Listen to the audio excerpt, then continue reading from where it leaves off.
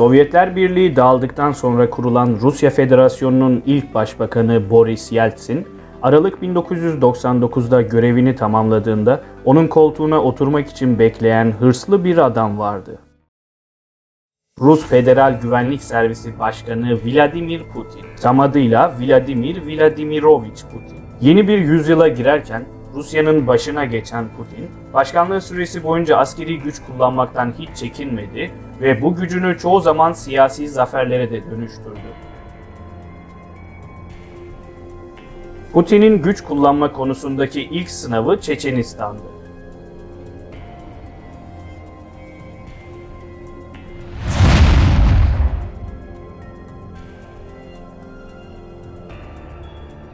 Birçoklarına göre Putin bu savaştan önemli dersler çıkarmıştı. Savaş dönemlerinde acımasız yüzünü ilk kez Çeçenistan'da gösteren Putin, Şubat 2000'de Rus ordusu Çeçen başkenti Grozny'ye girdiğinde zafer ilan etmişti. Savaş boyunca Ruslar ağır kayıplar verse de Putin tek bir geri adım dahi atmamıştı. Ancak resmi olarak 10 yıl süren 2. Çeçenistan zaferinde Rusya Grozny'yi adeta yerle bir etmiş, ardında 50 bin masum sivil ölüsü bırakmıştı. Rus ordusunun sivil hassasiyet göstermeyen ve bütün yerleşim yerlerini ağır bombardımana tutarak topyekün teslim alma stratejisi ilk kez bu savaşta sonuç vermişti.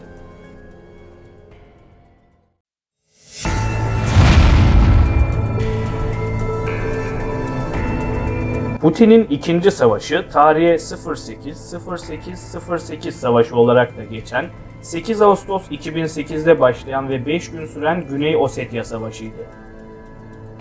Gürcistan içerisinde yer alan Ossetya bölgesinin bağımsızlığını ilan etmesi üzerine Gürcistan bölgeye operasyon başlattı. Başkan Putin'in Pekin Olimpiyatları için Çin'de bulunduğu esnada Gürcü kuvvetleri Güney Ossetya'ya operasyon başlattılar. Gürcistan ordusunun ağır saldırıları üzerine 8 Ağustos gecesi Rus kuvvetleri Gürcü askerlerin bulunduğu bölgelere yoğun bombardımana başladı ve gün aydınlanırken Rus tankları ve zırhlı araçları Güney Ossetya'ya girdiler. 5. günün sonunda taraflar ateşkes anlaşması imzaladı ve çatışmalar sona erdi. Gürcistan'ın Güney Ossetya ve Abhazya bölgeleri yeniden bağımsızlık ilan etti ve Rusya bu bölgeleri tanıdı. Savaş boyunca 2000 Ossetyalı hayatını kaybetti. Gürcistan Başbakanı Saakashvili'nin üzerinde alçak uçuş yapan Rus savaş uçaklarının görüntüsü akıllarda kaldı.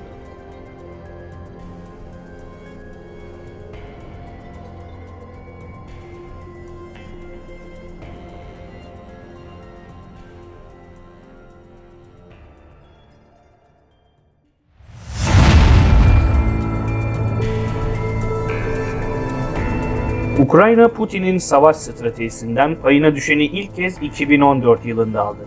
Ukrayna içerisinde Rusya sınırında bulunan Donbas ve Luhansk bölgelerinde Rus yanlısı isyancılar karışıklıklar çıkardı.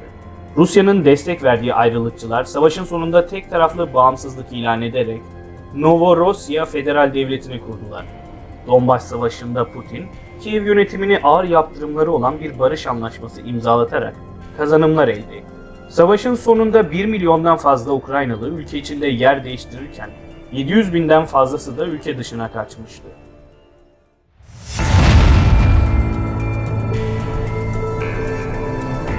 Putin'in bir sonraki askeri müdahalesi komşumuz Suriye'de gerçekleşti. 2011 yılında başlayan ve Arap ülkelerindeki diktatörlerin teker teker devrildiği ayaklanmalardan Suriye'de etkilenmişti.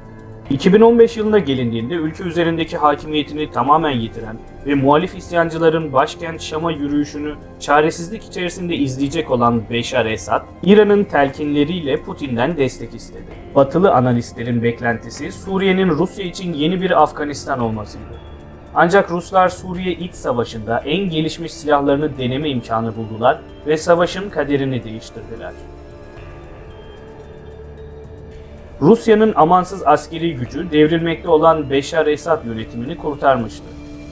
Rusya 2016'da muhaliflerin elinde olan Halep'i yıkıcı bir hava gücüyle bombaladı ve yerle bir etti.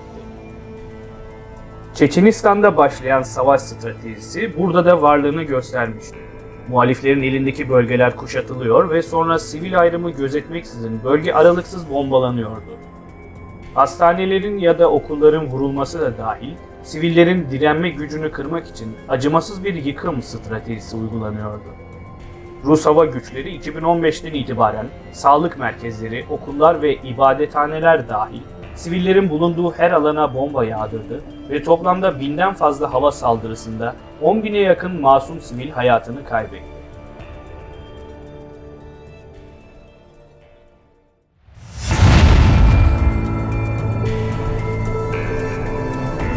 Kimi analizlere göre kazansa da kaybetse de Putin Ukrayna'da kariyerindeki son savaşına girdi. Amerika Birleşik Devletleri ve Avrupa Birliği'nin büyük tepkisiyle karşılaşan son Rus askeri harekatı, etnik olarak kardeş sayılabilecek Ukrayna topraklarında gerçekleşti. 22 Şubat 2022 tarihinde günün ilk ışıklarıyla başlayan savaş, dünyayı adeta şaşkınlığa uğrattı. Tanklar ve zırhlı araçlar Ukrayna'ya 3 ayrı yönden girmeden önce Ukrayna halkının çok büyük bir kısmı da bir savaş olmayacağını düşünüyordu. Savaşın 15. gününde ise 2,5 milyon insan yer değiştirdi, 2000'e yakın bina yıkıldı, 13.000 kişi öldü, 1800 kişi yaralandı. Savaş 15 günde 10 milyar dolarlık mal kaybına da yol açtı. Putin için istihbarat raporu hazırlayanlar 2 gün içinde başkent Kiev'i teslim almayı bekliyorlardı, ancak savaş 3. haftasına ulaştı bile. Tıpkı Putin ve istihbaratı gibi Batı dünyası da Ukrayna ordusu ve halkının böyle bir direniş göstereceğini beklemiyordu. İlk şokun atlatılmasıyla birlikte Batı dünyası süratle Ukrayna'ya askeri ekipman ve silah desteği vermeye başladı. Geçen süre içerisinde planladığı hedeflere ulaşamasa da, geçmişteki tavırlarına bakıldığında Putin'in buradan dönmeyeceği öngörülebilir. Her ne kadar Ukrayna ordusunun direnişi övgüye değer olsa da, Rus ordusu henüz yıkıcı ve acımasız yönünü geçmiş savaşlardaki kadar göstermiş değil. Ancak Rusya-Ukrayna arasında yapılan görüşmelerde sonuç alınamaması, önümüzdeki günlerde Rusya'nın sahada hassasiyetten uzak ve çok daha yıkıcı faaliyetlere girişeceğini işaret ediyor.